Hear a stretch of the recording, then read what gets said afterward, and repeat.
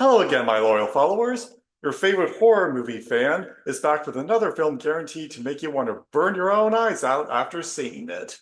And trust me when I say, today's movie is one of the few times I'm grateful I don't have the eyes of a human.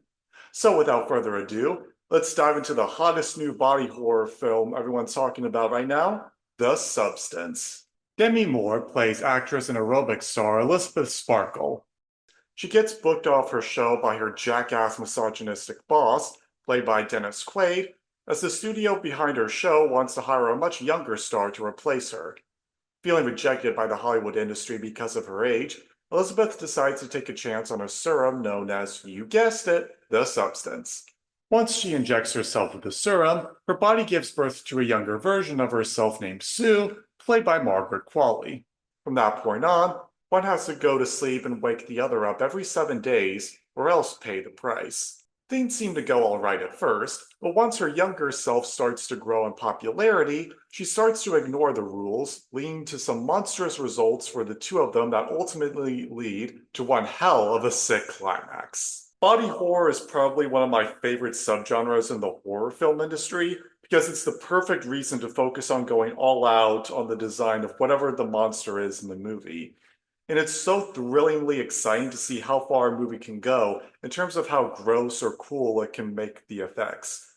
And oh boy, not since the Jeff Goldblum Fly movie have I ever been grossed out as much as I've been grossed out watching this film. In a good way. I'm not going to show the gross transformations in this video, because I'm such a nice guy. But I delightfully dare you to put your eyeballs through it yourself, because you are not going to forget the images you take in.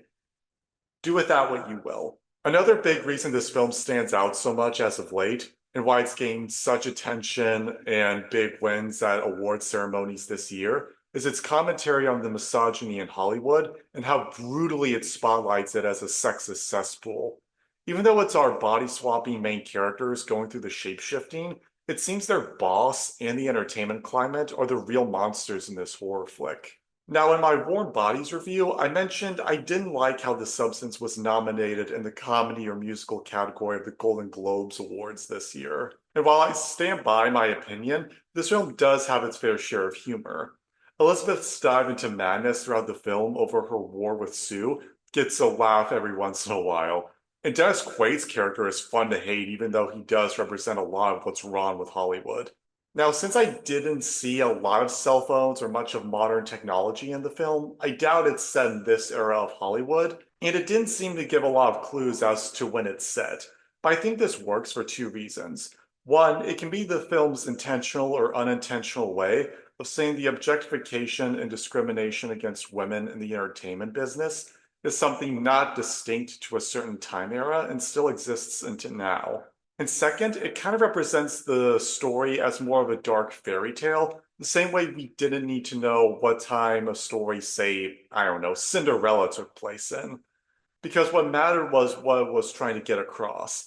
In fact, a twisted Cinderella is something you could chalk up this movie as. Other problems? Yeah, the film really shines a light on the focus of women's bodies and physical features in the film. I know what they're trying to do and say, but I think it's a little too in your face, so to speak. I also think there's a message in the film about appreciating what you have and being happy with who you are, but I don't think it fully succeeded in getting that across if that was its main goal.